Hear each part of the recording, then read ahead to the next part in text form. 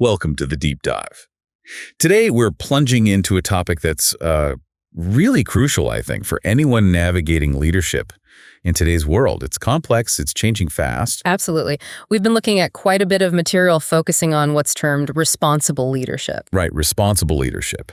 And it seems to go, well, quite a bit deeper than just the usual ways we think about running a business successfully. It really does. It's about embedding this deeper sense of responsibility right into the core of how leaders operate. Okay.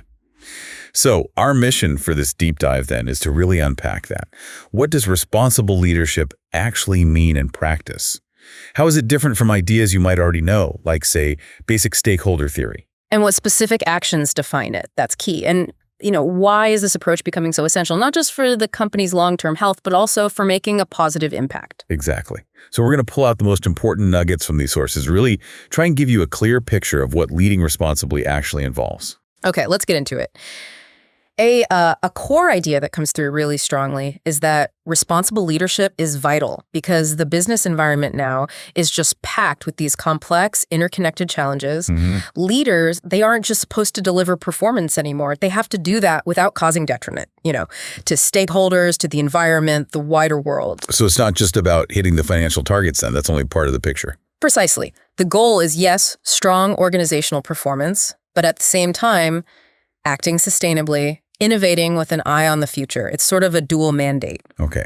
Balancing performance with responsibility.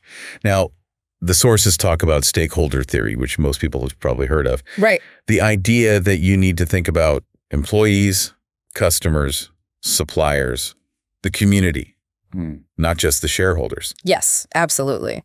And acknowledging those multiple stakeholders, that's the starting point. It's step one, really. I sense a but coming. Here. Well, yes, the material is very clear that responsible leadership is so much more than just, ticking off those stakeholder groups. It demands a much deeper level of thought and action. Oh, okay.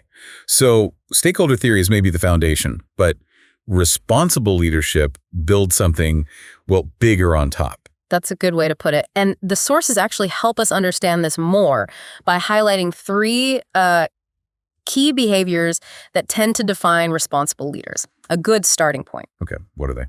First, these leaders focus on the broader needs of others. They look beyond just their own personal interests or even the immediate interests of their team. Right. Second, they really think about the societal and, importantly, the moral implications of their decisions before they act. Okay, broader needs, moral implications. And the third? The third is basing decisions on the long term.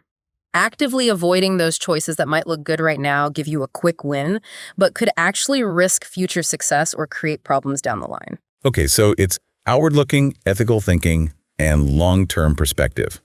That sounds like it has to be tied directly into how a company plans its strategy. It absolutely is. This kind of leadership is fundamentally linked to strategic planning.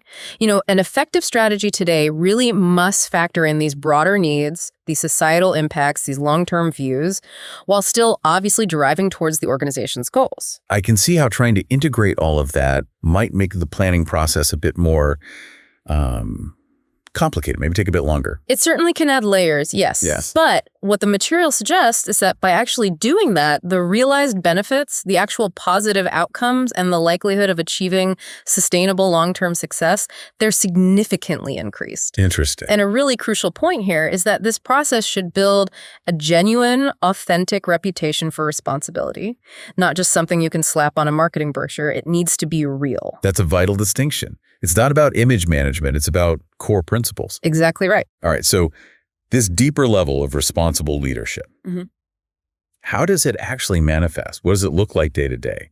The sources use this car manufacturer example, which I found pretty helpful for showing the difference between just basic stakeholder stuff and this a more profound approach. Yeah, it clarifies the layers quite well. So think about a car company doing the basics.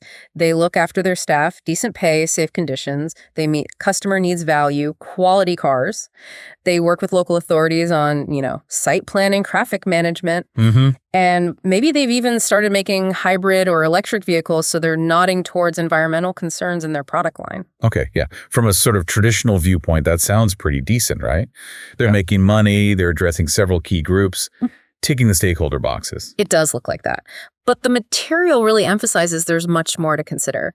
especially when you think about stakeholders who can't easily speak up for themselves, like the environment itself, or the natural resources being used, or even future generations. Right, the silent stakeholders. Exactly. So a company demonstrates that deeper responsibility by taking actions that go quite a bit beyond those basics. Okay, so what kind of actions are we talking about? What are the specifics? Well, the sources list quite a few. It starts with genuinely involving stakeholders, not just having rules about overtime pay, but actually giving the workforce choice about it where possible, even if the pay is good. Okay. Being truly open to ideas and feedback from staff, not assuming management always has the best ideas, and making a real commitment to continuous professional development, CPD, for all staff levels, not just the managers. Which helps the individuals grow, obviously, but also strengthens the business in the long run by building skills.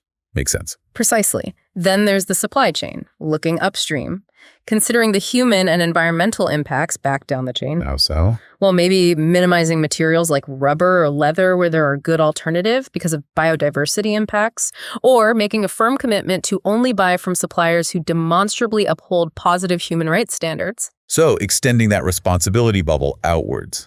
Absolutely. It also involves things like efficient design and thinking about the end of life right from the start. Cradle to grave thinking. Yes. Using sophisticated CAD tools, for example, to maximize component reuse across different car models. That cuts down on wasteful redesigns and creating loads of obsolete parts. And implementing really solid processes for end-of-life vehicles, making sure they're properly recycled, remanufactured, dismantled, depolluted. Thinking about the whole life cycle. Got it. And thinking even broader, it means engaging in wider social responsibility, implementing comprehensive environmental management schemes across the whole company, not just where legally required, or even sourcing something seemingly small, like protective clothing for the factory floor, from suppliers known for ethical and sustainable practices. So the details really matter. Right across the board. They really do. And providing public value is another big one highlighted. This isn't just for government bodies or charities.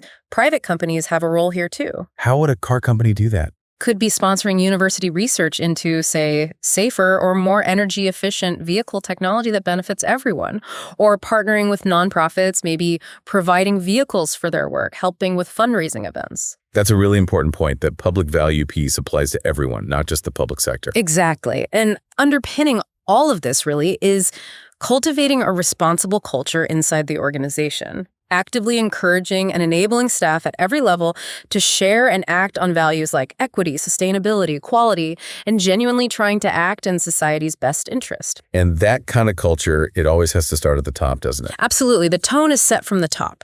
Leaders need to visibly demonstrate their commitment, maybe initiating employee volunteering programs, actively managing and championing diversity, being transparent by reporting things like gender pay gaps. Right, walking the talk. Yes, and reinforcing the values constantly, recognizing and rewarding behavior that aligns like staff ideas for saving energy, discussing these values regularly in meetings, in communications, making it part of the everyday fabric. So these principles aren't just laminated posters on the wall, they're actually lived. That's the aim.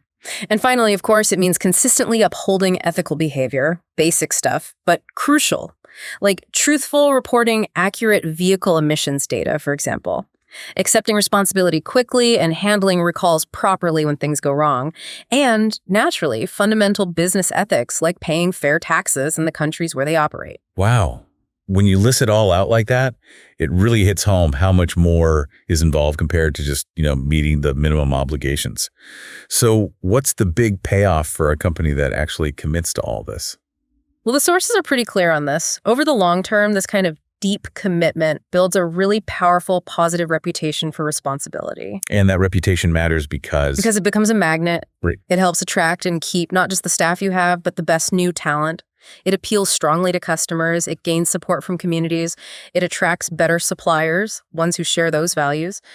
And it draws in responsible investors. So it creates a kind of positive feedback loop. Exactly. As that reputation grows, it brings in more stakeholders who actively want to be associated with the company, which in turn fuels its ability to keep thriving and growing sustainably. So far from being some kind of drag on performance, this kind of leadership actually becomes a strategic advantage for resilience and long-term success. Precisely. It's deeply woven into what makes a successful, enduring organization in today's world. Yeah. And it all comes back to being enabled by that commitment right from the top, the CEO, the board, which then shapes the whole organizational culture. It's really fascinating to see those specific actions laid out. But is this whole idea of responsible leadership something totally new? Has it just emerged recently? Well, while the term itself might feel quite current, the core concepts actually have roots going back a fair bit. The material mentions, for instance, David Winter talking about responsible power way back in 1991. Okay, so not brand new then. Not entirely. And then researchers like Mack and Pliss back in 2006 described specific role models for responsible leaders based on how they interact and their mindset. Role models. What kind of roles did they describe? They talked about the responsible leader as a steward, as someone caring for resources beyond just their direct control, as a citizen engaged with the wider community, as a coach focused on developing people, and as a visionary looking ahead. Interesting roles. And a key point they made was about the importance of interacting with stakeholders and employees, not just treating them as, subordinates or resources to be managed. Yeah, that connects with other ideas about leadership culture, doesn't it? The leader as a kind of storyteller, creating a shared purpose. It really does. And a fundamental principle that runs through these earlier works, which the sources highlight, is this idea that responsible leaders see their job as taking responsibility for others, for their well-being, their growth, the impact on their lives, their communities. It's a shift away from the old model where everyone else is just responsible to the leader. That's quite a significant shift in perspective. Do we see these ideas play out differently in different types of industries? Yes, definitely. The sources give a couple of examples of how it adapts. Like, a big supermarket chain might show responsibility by working closely with its suppliers upstream, maybe helping farmers implement more environmentally friendly farming techniques or technologies. Okay. Or, say, a professional services firm, maybe an accounting or investment firm, often known for long hours, might focus its responsibility efforts on creating really strong safeguards for both its staff and its clients, putting a major emphasis on employee well-being as a core part of its responsible approach. So tailoring the specific actions to the context and the main challenges of that particular sector makes sense. Absolutely. And when organizations really embrace these principles, the benefits aren't just theoretical, they're tangible. The sources point to the growing interest in things like the 4-day working week, without cutting pay as a concrete example of responsible practice and action. Ah, yes, the 4-day week. Been seeing a lot about that. What did the material say about the results companies are seeing? Well, for the employees, the big reporting benefits are things like significant drops in stress levels and real improvements in work-life balance, which is huge. Definitely. And for the companies. For the organizations themselves, there's actually evidence of increased productivity. One large tech company mentioned in the material reported a pretty amazing 40% jump. Wow, 40%. I know. Plus, things like better staff retention and higher satisfaction long-term, even environmental benefits, less energy used in offices, fewer cars on the road commuting. And critically, it really enhances their ability to attract top talent, which, drives innovation. That 40% productivity figure is incredibly compelling. It really pushes back against that old idea that being responsible somehow means sacrificing performance. It shows how connected they really are. And the sources reinforce this over and over. Responsible leadership isn't some separate initiative you bolt on. It's intrinsically linked to your strategic planning, the way you shape your culture, how you uphold ethics, your sustainability efforts, and how you deliver that broader public value we talked about. And that public value piece applies across the board. Yes, absolutely applies to all organizations, not just public sector ones. That's a key takeaway. Okay, we've talked quite a bit about leaders setting the tone, the culture from the top down. But what about people who aren't necessarily in those senior leadership roles? How do specific functions or departments contribute? The sources brought up accountants, for instance. That's a really good point. Accountants, they often hold positions of significant influence, even if they're not in the C-suite. So they have a responsibility first to embody these characteristics of responsible leadership themselves in their own work, and also to actively encourage others around them to do the same. And given they deal with the core financial data. Exactly. A key role for accountants, specifically highlighted in the material, is to help ensure the organization doesn't get tunnel vision, focusing only on financial objectives. Right. Avoid just chasing the numbers. Precisely. They're really well placed to propose, implement, and champion other key metrics that go beyond just the financials. And importantly, provide the evidence, the data, showing the positive impact that responsible decisions are actually having. So finding ways to measure that non-financial value that's being created. Exactly. And tools like integrated reporting are mentioned as being particularly useful here. They help tell that broader story of value creation, incorporating social and environmental factors right alongside the financial ones. Makes sense. Although the material does acknowledge, quite rightly, that not every single responsible action is going to have an easily isolated, individually measurable impact.